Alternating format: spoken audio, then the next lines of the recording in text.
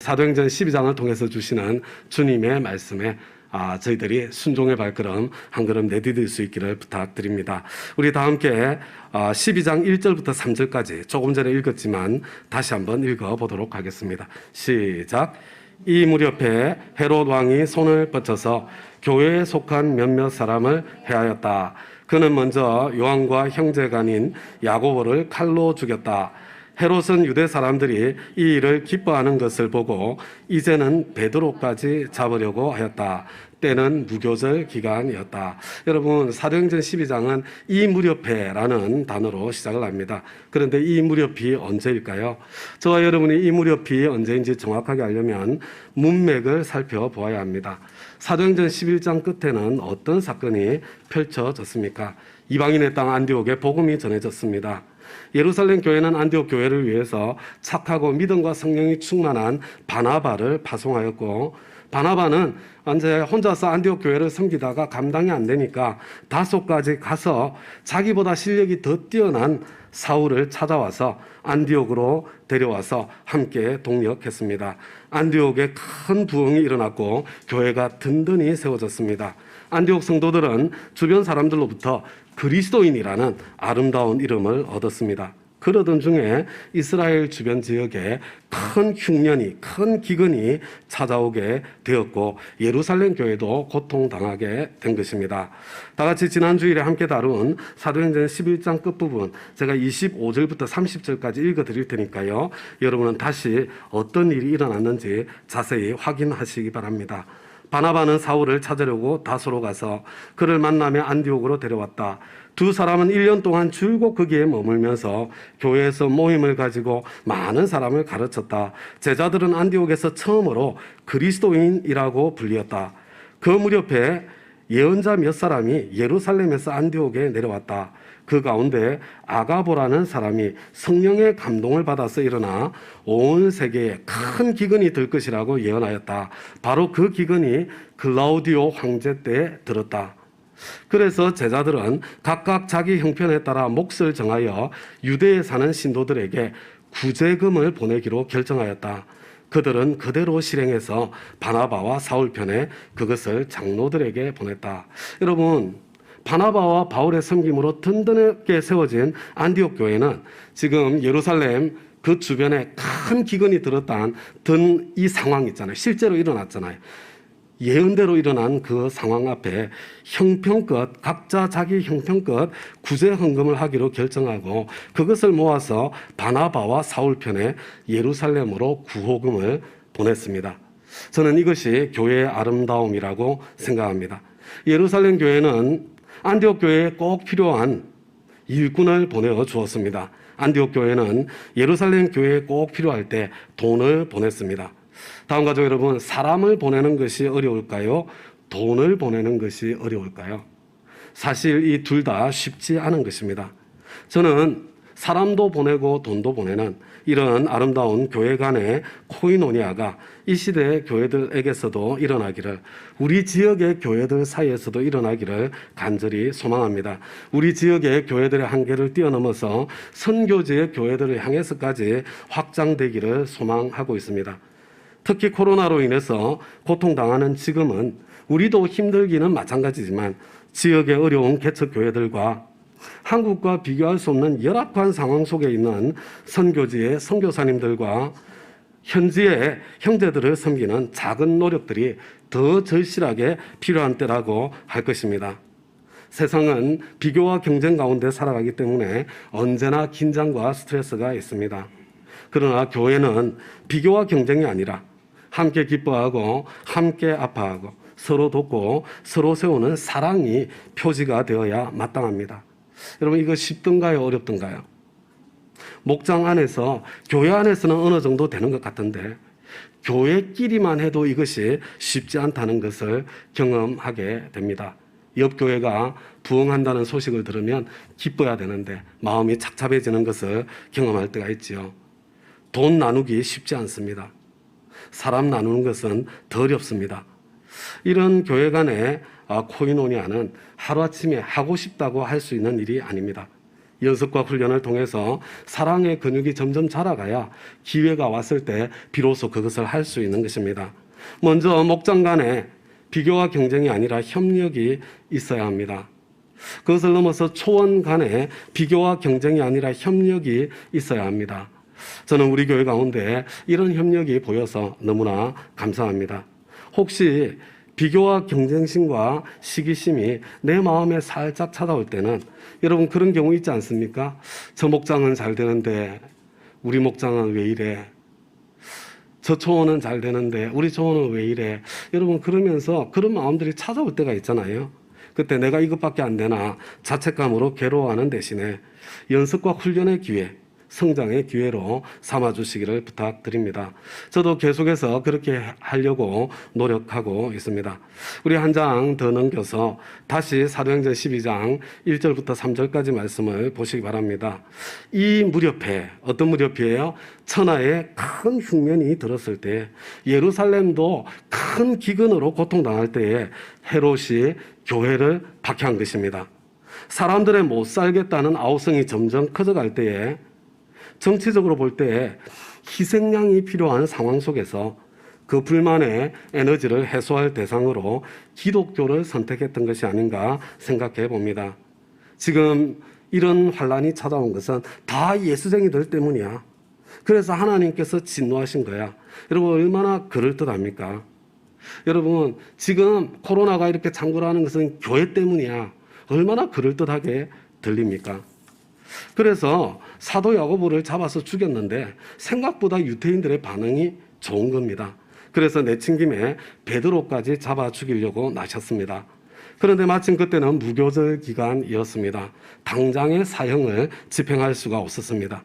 사건이 어떻게 전개되는지 계속해서 읽어볼 텐데요. 제가 4절부터 10절까지 읽어드릴 때 여러분들은 이 장면을 마음속으로 한번 그려보시기 바랍니다. 그는 베드로도 잡아서 감옥에 가두고 4명으로 짠 경비병 4패에게 맡겨서 지키게 하였다. 6월절이 지나면 백성들 앞에 그를 끌어낼 속셈이었다. 이렇게 되어서 베드로가 감옥에 갇히고 교회는 그를 위하여 하나님께 간절히 기도하였다. 헤롯이 베드로를 백성들 앞에 끌어내기로 한 그 전날 밤이었다. 베드로는 두 쇠사슬에 묶여 군인 2사람 틈에서 잠들어 있었고 문 앞에는 파수꾼들이 감옥을 지키고 있었다. 그런데 갑자기 주님의 천사가 나타나고 간방에 빛이 환히 비치었다. 천사가 베드로의 옆구리를 쳐서 깨우고 말하기를 빨리 일어서라 하였다. 그러자 쇠사슬이 그의 두 손목에서 풀렸다. 천사가 베드로에게 띠를 띠고 신을 신으라 하고 말하니 베드로가 그대로 하였다. 또 천사가 그에게 겉옷을 두르고 나를 따라오너라 하니 베드로가 간방에 나와서 천사를 따라갔다. 베드로는 천사가 하는 일이 참인 줄 모르고 자기가 환상을 보고 있는 것이라고 생각하였다. 그들이 첫째 초소와 둘째 초소를 지나서 시내로 통하는 철문에 이르니 문이 저절로 열렸다. 그래서 그들은 바깥으로 나와서 거리를 하나 지났다. 그때 갑자기 천사가 떠나갔다. 사도 야고보를 죽인 헤롯은 베드로까지 체포했습니다.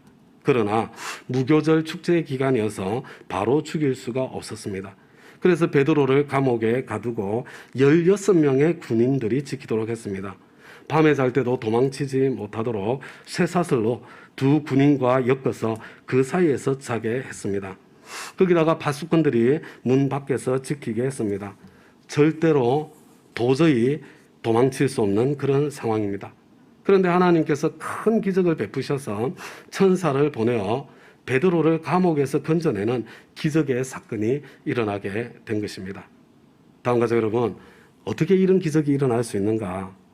그것은 다음에 기회에 생각해 보기로 하고요. 오늘 제가 저와 여러분이 함께 생각해 보고자 하는 질문은 바로 이것입니다.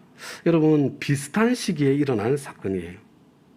그런데 야고보는 순교하고 베드로는 믿어지지 않는 엄청난 기적을 통해서 살아났습니다. 왜 하나님께서 야고보는 순교하도록 그대로 내버려 두셨으면서 왜 베드로에게는 초자연적인 기적을 베푸셔서 살려내셨는가? 왜 스데반 집사님이 순교하실 때는 자리에서 벌떡 일어나기는 하셨지만 순교 현장을 지켜보시기만 할 뿐 아무 일도 안 했잖아요. 그냥 돌마다 죽도록 내버려 두지 않았습니까? 야고보가 순교할 때는 그나마 아무 역사도 보여주지 않으셨으면서 베드로가 이 순교의 위기의 상황에 닥쳤을 때는 천사까지 동원하는 이토록 엄청난 작전을 펼치셨는가? 이것이 저와 여러분이 오늘 함께 생각해 볼 오늘의 질문입니다. 다음과 저 여러분, 예수님에게 제자가 몇 명 있었습니까? 12이죠, 12. 근데 예수님께서는 그 12제자를 똑같이 사랑하셨습니까? 똑같이 대하셨나요? 아니면 그들 가운데 특별히 총애하는, 편애하는 제자들이 있었습니까? 우리 생각에 예수님은 안 그러셨을 것 같은데, 근데 성경을 읽어보면 예수님께서는 차별 대우를 하셨습니다. 베드로, 요한, 야고보 이 세 사람을 특별히 총애하신 것을 보게 됩니다. 저는 가끔 그런 생각을 합니다. 예수님께서 만약에 우리 교회 담임 목사님이셨다면 오늘 우리 예배하는 여러분들 가운데 예수님께 삐지고 그리고 또 그래서 우리 교회를 떠나거나 아니면 예수님을 십자가에 못 박는데 동참했을 분들이 적지 않았을 것이다. 그런 생각을 가끔 하게 됩니다. 우리 예수님은 말을 얼마나 직설적이고 강하게 하시나. 이 윗선자들아, 너희들에게 화가 있을 것이다. 함께 어울리는 사람들은 세리와 죄인들, 지금 말로 하면 동네 건달 양아치들과 행실이 바르지 못한 여성들과 가까이 지내지 않았습니까? 먹고 마시는 파티, 잔치 엄청나게 좋아하셨죠. 그런 모습만 해도 우리 담임 목사님이 그런 모습이면 감당하기가 쉽지 않을 것 같은데 거기다가 사람까지 차별하시는 겁니다. 똑같은 제자들인데 12밖에 안 되는데 정말로 중요한 일에는 베드로, 요한, 야고보 이 세 사람만 데리고 다니시는 겁니다. 다음 가족 여러분, 예수님도 못하시는 것을 목자님이나 목사님에게 요구하시면 안 되는 거예요. 여러분, 누구에게도 자기 자신에게도 여러분 예수님도 못하시는 것을 내가 어떻게 할 수 있어요? 나에게도 요구하시면 안 되는 거예요. 여러분, 예수님도 못하시는 것을 자꾸 하려고 하니까 신앙생활이 괴롭고 힘들고 피곤한 것입니다. 물론 너무 티나게 하지 않으려고 노력해야 되겠지만 여러분, 혹시 목자님, 목녀님이 아니면 혹시 목사님, 사모님이 좀 이렇게 편애하는 것처럼 그런 티가 좀 난다고 하더라도 여러분 그런 것 때문에 흥분하시거나 그런 것 때문에 삐지지 마시기 바랍니다. 예수님도 안 되시는 것을 사람에게 요구하면 쓰겠나? 이렇게 마음속으로 생각하시면서 그냥 지나쳐 주시기를 부탁드립니다. 물론 저는 티가 나지 않도록 최선을 다해서 노력하도록 하겠습니다. 예수님은 베드로, 요한, 야고보 세 사람을 특별하게 대하셨습니다. 그런데 이 세 사람의 죽음이 각각 제각각이라는 거 아십니까? 여러분, 야고보는 가장 먼저 순교했습니다. 베드로는 야고보가 순교한 직후에 체포되었는데 하나님께서 기적을 베푸셔서 기적도 체험하고 생명도 연장했습니다. 그러나 결국 십자가의 거꾸로 매달려 순교합니다. 사도 요한은 굉장히 오래 살았습니다. 밤모섬에 2년간 유배 생활을 하기도 했지만 지금도 90세까지 살았으면 장수했다고 하는데 그 시대에 90세의 나이에 평안히 죽음을 맞이했다고 합니다. 다음 가족 여러분 한번 생각해 보세요. 예수님께서 특별히 총애했던, 특별히 사랑하셨던 베드로, 요한, 야고보 세 제자입니다. 그런데 야고보는 제대로 사역도 못 해보고 순교당했습니다. 이 하나님께서 허락하신 거예요. 베드로는 물론 나중에 순교하긴 했지만 하나님의 기적적인 개입으로 순교를 면하고 왕성한 사역을 펼쳤습니다. 요한은 90세까지 장수하다가 평안히 하나님의 품에 안겼습니다. 하나님께서 이 세 사람 중에는 누구를 더 사랑하신 것일까요? 여러분, 누구의 삶이 더 복된 삶이라고 생각하십니까? 우리는 야고보처럼 어처구니 없게 보이는 것처럼 생명을 빼앗기면 불쌍하다, 하나님이 도대체 어디 계시냐, 살아 계시기나 한 것이냐 원망하고 불평하고 믿음이 흔들립니다.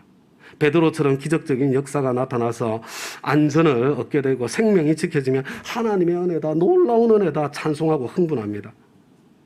요한처럼 90세까지 장수하면, 그래서 평안하게 소천받으면 최고의 복으로, 최고의 은혜로 하나님의 특별한 은총이 임한 것으로 그렇게 생각합니다. 그러나 정말로 그런 거 맞습니까?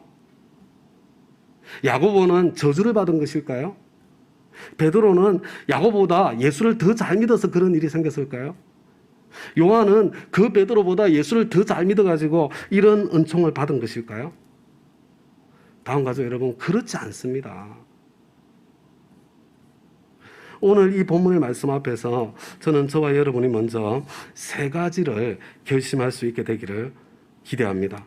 여러분, 첫째는요, 우리 교회 식구들 잘하고 계신 영역이지만 그래도 다시 한번 부탁을 드립니다.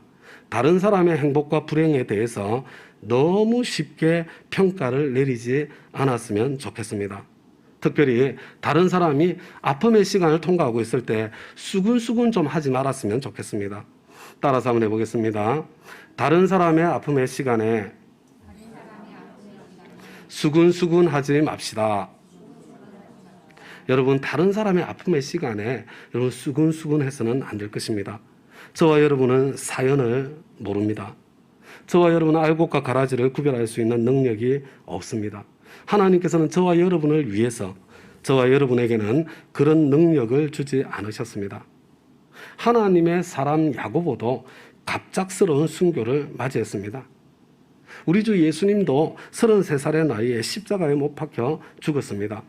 사도 바울도 불치의 병에 걸린 채로 고통받는 가운데 복음의 사역을 했습니다. 일찍 세상을 떠난다고 꼭 다른 사람보다 죄가 많아서 하나님의 벌을 받아서 그렇게 된 것이 아닙니다. 세상의 질병과 시련과 아픔으로 고통당한다고 해서 다른 사람보다 신앙이 얕아서 그런 것이 아닙니다. 다음 가족 여러분, 내가 하나님을 사랑하는 가운데 믿음의 순종을 해나가는 가운데 내 인생에 펼쳐지는 일이라면 그것이 내 눈에 좋아 보이든 나빠 보이든 그것이 시련이든 축복이든 하나님의 은혜의 역사가 펼쳐지고 있다는 것을 저와 여러분은 믿음으로 함께 붙잡을 수 있기를 부탁드립니다. 둘째로, 무슨 일을 만나든지 감사합시다. 우리 따라서 하겠습니다. 무슨 일을 만나든지 감사합시다. 저와 여러분은 다른 사람이 알곡인지 가라지인지 구별할 수 있는 능력은 없지만 자기 자신은 어느 정도 구별할 수 있습니다. 내가 순종의 길에 서 있는지 불순종의 길에 서 있는지 여러분, 다른 사람은 몰라도 나 자신은 그 미묘한 차이를 알 수 있고 느낄 수 있는 거죠. 여러분, 내가 순종의 길을 걷고 있는데 그 길에서 만난 고난이라면 지금 하나님께서 나를 믿어주시는 겁니다. 그 정도는 거뜬하게 이겨낼 수 있다고 믿어주시는 가운데 더 큰 축복과 사명의 길을 열어주시는, 그래서 훈련시켜주시는 그 과정이 지금 펼쳐지고 있는 것입니다. 그러니까 감사할 수 있습니다. 내가 순종의 길에 만난 나쁜 일이 아니라 좋은 일이라면 하나님께서 나의 순종을 축복해 주시는 것입니다. 그러니까 감사할 수 있습니다. 불순종의 길에 만난 고난이라면 하나님께서 나를 회개케 하시는 하나님의 회초리입니다. 그래서 감사할 수 있습니다. 그래서 저와 여러분은 무슨 일을 만나든지 어떤 고난의 시간을 통과하고 있든지 하나님께 감사할 수 있는 것입니다. 무슨 일을 만나든지 하나님을 믿어드리시며 감사하십시다. 여러분, 어떤 엄청난 일을 하는 것이 하나님의 일을 하는 것이 아니라 여러분, 내가 처한 모든 상황 속에 하나님을 믿어드리는 것, 여러분, 그것이 하나님의 일이에요. 그때 전능하신 하나님의 역사가 펼쳐지는 것입니다. 다음 가족 여러분, 저와 여러분이 정말로 두려워해야 하는 것은 내가 불순종의 길에 서 있는데도 형통한 것입니다. 여러분, 이것이야말로 두려운 것입니다. 하나님께서 그래, 너 하고 싶은 대로 한번 해봐. 너 한번 끝까지 할 수 있는 대로 한번 가봐. 나를 내버려 두고 계시다는 의미이기 때문입니다. 내가 불순종의 길에 서 있는데도 형통하다면 여러분 정말로 긴장하셔야 됩니다. 첫째, 다른 사람의 아픔의 시간에 수근수근하지 맙시다. 둘째, 무슨 일을 만나든지 감사합시다. 셋째, 따라서 하겠습니다. 미리 기도의 수고를 합시다. 미리 기도의 수고를 합시다. 이것이 오늘 저와 여러분이 조금 더 깊이 생각해 보려고 하는 것입니다. 여러분, 오늘 본문의 말씀을 찬찬히 읽어보면 야고보의 순교와 베드로의 기적 사이에는 단 한 가지의 차이가 있다는 것을 알게 됩니다. 여러분, 야고보가 순교할 때는요, 이게 갑자기 닥친 일이었던 것 같아요. 공동체가 기도할 시간도 여유도 없었던 것 같습니다. 그러나 베드로가 잡혔을 때는 감사하게도 무교절 축제 기간이었고, 그래서 기도할 수 있는 여유 시간이 있었습니다. 뿐만 아니라 야고보의 순교를 이미 경험한 상태였기 때문에 공동체가 더욱더 간절히 기도에 매달릴 수 있는 그런 준비가 되어 있었습니다. 한 장 넘겨주시기 바랍니다. 우리 사도행전 12장 5절 그리고 11절과 12절 우리 PPT 2장인데요. 연속해서 한번 읽어보겠습니다. 시작. 이렇게 되어서 베드로가 감옥에 갇히고 교회는 그를 위하여 하나님께 간절히 기도하였다. 그때야 베드로가 정신이 나서 말하였다. 이제야 참으로 알겠다.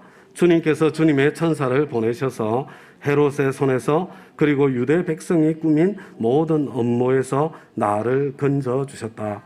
이런 사실을 깨닫고서 베드로는 마가라고도 하는 요한의 어머니 마리아의 집으로 갔다.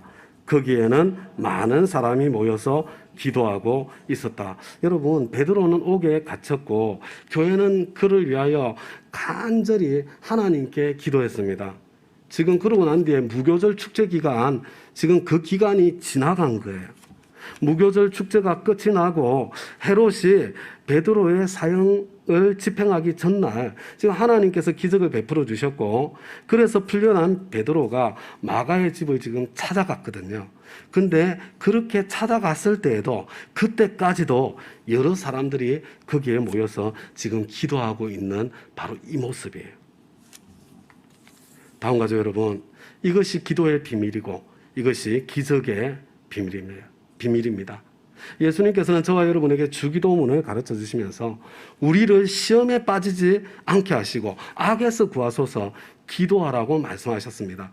여러분, 그런 생각 안 드세요? 그냥 시험에 빠지지 않게 해주시지, 그냥 악에서 건져주시지 당연한 일인데 뭘 그걸 가지고 기도하라고 그렇게 가르치시고 말씀하시나? 여러분, 하나님께서는요, 당신의 자녀들의 기도가 있을 때에만 일하기로 하나님께서 그렇게 작정하셨기 때문이에요. 여러분, 하나님께서 그렇게 정하셨기 때문에 그렇습니다. 그래서 우리는요, 미리 기도로 보호하는 시간을 가져야 하나님의 보호를 받을 수 있는 거예요. 제가 기도와 관련해서 제일 좋아하는 말씀 중에 하나가 에스겔 36장 36절에서 38절 말씀입니다. 우리 한번 한 목소리로 읽어보겠습니다. 시작. 너희 사방에 남은 이방 사람이 나 여호와가 무너진 곳을 건축하며 황폐한 자리에 심은 줄을 알리라. 나 여호와가 말하였으니 이루리라. 주 여호와께서 이같이 말씀하셨느니라. 그래도 이스라엘 족속이 이같이 자기들에게 이루어 주시기를 내게 구하여야 할지라. 내가 그들의 수요를 양떼같이 많아지게 하되 제사드릴 양떼 곧 예루살렘이 정한 절기의 양무리같이 황폐한 성읍을 사람의 때로 채우리라. 그리한즉 그들이 나를 여호와인 줄 알리라 하셨느니라. 여러분, 한번 잘 보세요. 36절을 보세요. 하나님께서 황폐한 땅에 심으셨지만 그것을 정말 풍성하게 넘치도록 지금 회복시키시겠다고 하나님께서 마음을 정하신 거예요. 뜻을 세우신 것입니다. 우리 한 장 넘겨서 37절을 보시기 바랍니다. 하나님께서 주 여호와께서 그렇게 하시겠다고 말씀하셨어요. 그래도 여러분, 하나님께서 지금 회복시키기로 뜻을 정하고 그것을 약속하셨다고 하더라도 그래도 이스라엘 족속이 이같이 자기들에게 이루어 주기를 주님께 기도해야 된다는 거예요. 그러면 주님께서 그것을 이루어 주시고, 그래서 결국 그들이 나를 여호와인 줄 알리라. 하나님께서 살아계시다는 것, 체험으로 하나님을 만나는 그 역사를 경험하게 된다는 거예요. 여러분, 이게 기도의 비밀이고, 이게 기도의 목적이고, 이게 기도의 법칙이에요. 여러분, 첫 번째, 하나님께서 뜻을 정하세요. 두 번째, 하나님께서 당신의 뜻을 말씀하십니다. 미리 알려주시는 거예요. 세 번째, 하나님의 백성들이 그 하나님의 뜻을 듣고 깨닫고 그렇게 해달라고 그래도 기도해야 되는 거예요. 넷째, 하나님께서는 그 기도 소리를 들으시고 약속하신 대로 이루어 주십니다. 그리고 다섯 번째, 하나님의 백성들은 그 기도 응답을 통해서 하나님께서 살아계시다는 것, 그것을 경험으로 알게 되는 것입니다. 성경 말씀 한 절 더 읽겠습니다. 이사야 62장 6절과 7절 말씀입니다. 시작. 예루살렘아, 내가 너의 성벽 위에 파수꾼들을 세웠다. 그들은 밤이나 낮이나 늘 잠잠하지 않을 것이다. 주님께서 하신 약속을 늘 주님께 상기시켜 드려야 할 너희는 가만히 있어서는 안 된다. 늘 상기시켜 드려야 한다. 주님께서 예루살렘을 세우실 때까지 쉬시지 못하게 해야 한다. 또 예루살렘이 세상에서 칭송을 받게 하시기까지 주님께서 쉬시지 못하게 해야 한다. 여러분, 파수꾼은 중보 기도자들입니다. 기도자가 쉬면 하나님도 쉬신다는 뜻이에요. 여러분, 기도자가 기도를 쉬지 않아야 하나님께서 않을 때 하나님은 쉬시지 못하신다는 뜻입니다. 여러분, 이것이 하나님께서 기적을 베푸시는 원리고 통로입니다. 여러분, 기도 없이 기적은 없습니다. 여러분, 우리 가운데 기적이 안 일어나는 게 정상이에요. 기도를 안 하는데 어떻게 기적이 일어날 수 있습니까? 기도 없이 도하심도 없습니다. 그래서 예수님께서는 기도를 가르쳐 주실 때 우리를 시험에 빠지지 않게 하시고 악에서 구하소서 미리 기도하라고, 고난이 닥쳐와서 고생하기 전에 미리 기도의 수고로 보호의 장막을 펼치라고, 서로가 서로에게 보호의 장막을 펼쳐주라고 그렇게 가르쳐주고 계신 것입니다. 다음 가족 여러분, 기도가 없으면 기적도 없습니다. 기도해야 기적이 일어납니다. 하나님께서는 당신이 정하신 자연적인 질서대로 세상을 다스리십니다. 그러나 자녀들의 간절한 기도가 있을 때 당신이 정하신 그 자연적인 질서보다 한 단계 더 높은 질서, 초자연적인 질서로 일하게 되시는 것입니다. 여러분, 바로 그 일이 일어날 때 그것을 기적이라고 부르는 것입니다. 성경 한 절만 더 읽고 오늘 설교를 마무리하겠습니다. 사도행전 12장 끝부분 21절부터 24절까지입니다. 다 같이 읽습니다. 시작. 지정된 날에 헤롯이 용포를 걸쳐 입고 왕좌에 좌정하여 그들에게 연설하였다. 그때의 군중이 신의 소리다, 사람의 소리가 아니다 하고 외쳤다. 그러자 즉시로 주님의 천사가 헤롯을 내리쳤다. 헤롯이 하나님께 영광을 돌리지 않았기 때문이다. 그는 벌레에게 먹혀서 죽고 말았다. 하나님의 말씀이 점점 더 널리 퍼지고 믿는 사람이 많아졌다. 여러분, 사도행전 12장 교회에 대한 박해로 시작했잖아요. 그런데 교회를 박해하고 야고보를 죽이고 베드로까지 죽이려고 했던 헤롯의 죽음으로 사도행전 12장이 끝이 나는 겁니다. 여러분, 헤롯은 죽었지만 헤롯이 죽이고 대적하고 반대하고 없애려고 했던 하나님의 말씀은 점점 더 널리 퍼지고 믿는 사람은 점점 더 많아졌습니다. 다음 가족 여러분, 야고보도 죽었고 헤롯도 죽었습니다. 그러나 야고보의 죽음과 헤롯의 죽음은 결코 동일하지 않습니다. 한쪽은 영생과 천국 상급을 위한 죽음이요, 한쪽은 영벌을 향한 죽음, 지옥을 향한 죽음입니다. 교회를 향한 박해, 교회를 해치는 것, 저와 여러분을 공격하는 것, 이거 하나님에 대한 도전입니다. 그리고 하나님께 도전하는 자는 반드시 죽습니다.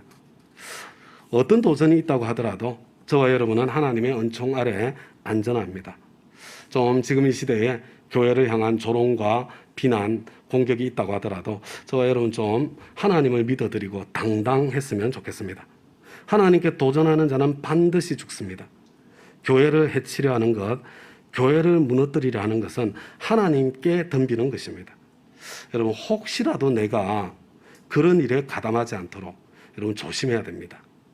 자, 이제 오늘 메시지를 마무리하겠습니다.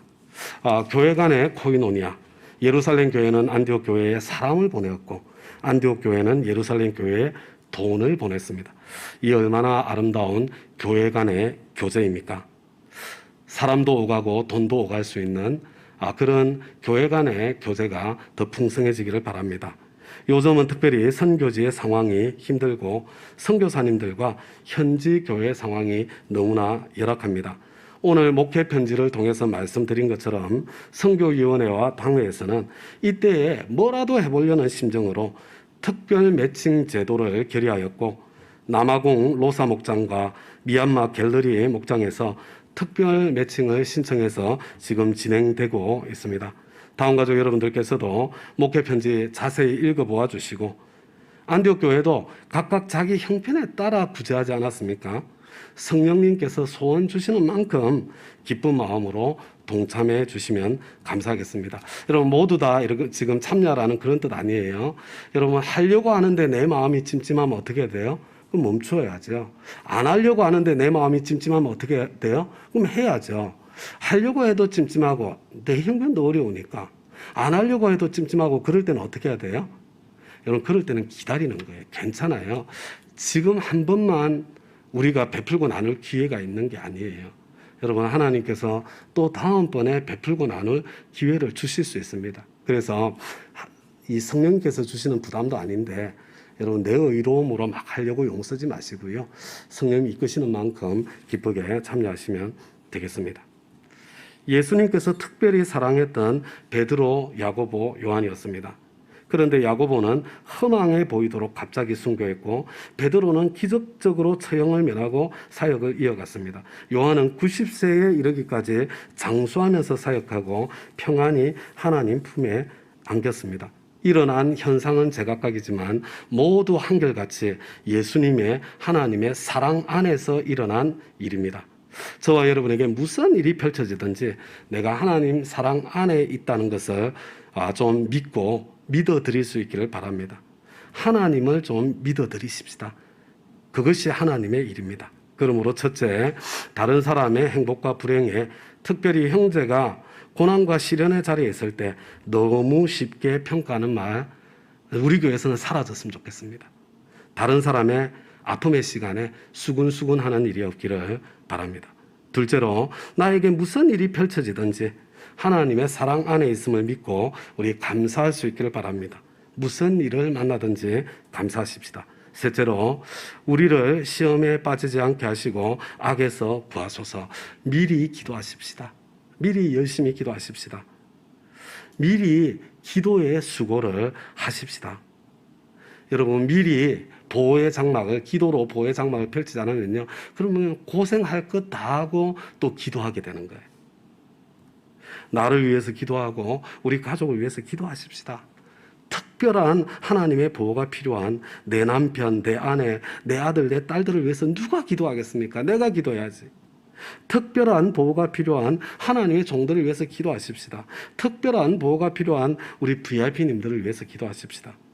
그런데 저와 여러분의 문제가 뭐예요? 오늘 그래 기도해야지.